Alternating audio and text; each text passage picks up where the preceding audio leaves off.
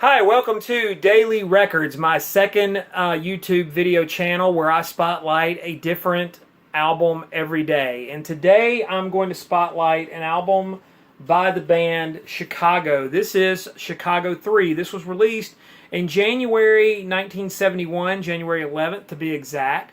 This was the band's third studio album, and it was recorded in, being their third album, it was also recorded in less than 2 years away from their initial debut album, Chicago Transit Authority.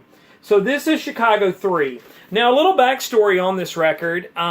This was an album that I was familiar with because of marching band and drum corps played some of the material on this because Stan Kenton, the big band leader, jazz band leader, did a recording of Stan Kenton Plays Chicago where he did a suite of songs from Chicago 3. Now, most of you know Chicago was one of the first big horn bands to come out of the late 60s and early 70s.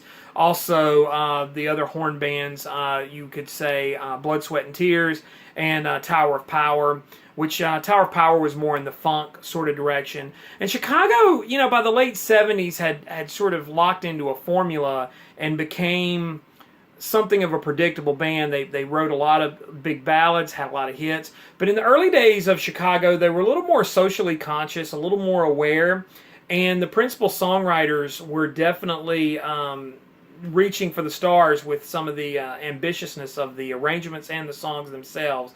Now, the Chicago 3 suite that Stan Kenton was known to do comprised the material from the first side. These are the inserts.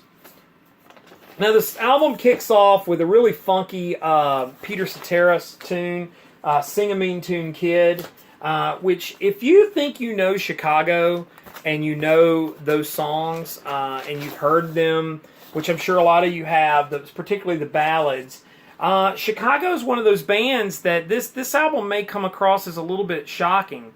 But the Chicago suite that Stan Kenton did featured a couple of tunes, but particularly the drum solo, Motorboat to Mars, into Free, which was a big song, and a lot of marching bands have done Free over the years, thanks to that arrangement that was done and based on the Stan Kenton arrangement.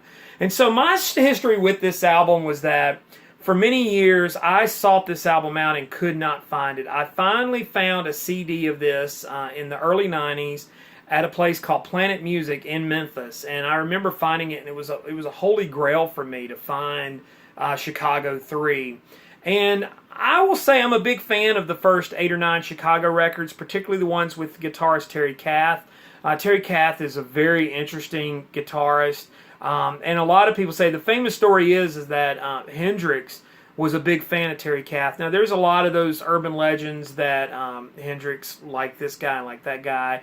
Hendrix was a humble guy, I think, and I don't think he was very aware of his own influence and impact. But Terry Kath was a very, very good guitar player. I mean, whether or not it's true that Hendrix was a fan, at the end of the day, Terry Kath added some meat to the Chicago sound that really went away after he died. And so Chicago became a very different band by the late 70s into the early 80s. And like I said, we're known for the ballads and sort of that kind of stuff, the easy rock.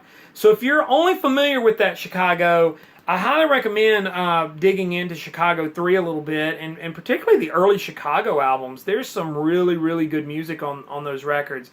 Now, one of the interesting things about this album, too, just as a side note, is you get into the last side, When All the Laughter Dies in Sorrow. They have this little suite of songs, and one of the tracks is called Progress. And it's basically sort of a history of the world. There's horns honking and all kinds of sound effects, and it ends with the sound of a toilet flushing.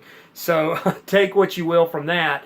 But Chicago 3 is a worthy album and definitely worth seeking out, and one of my favorites. Follow me on Instagram and Twitter. It's TommyBurton75. Like, subscribe, and share, comment, all of that good stuff. And also go check out my main Tommy Burton Vinyl Community channel for more in-depth coverage on different things. Thanks for watching.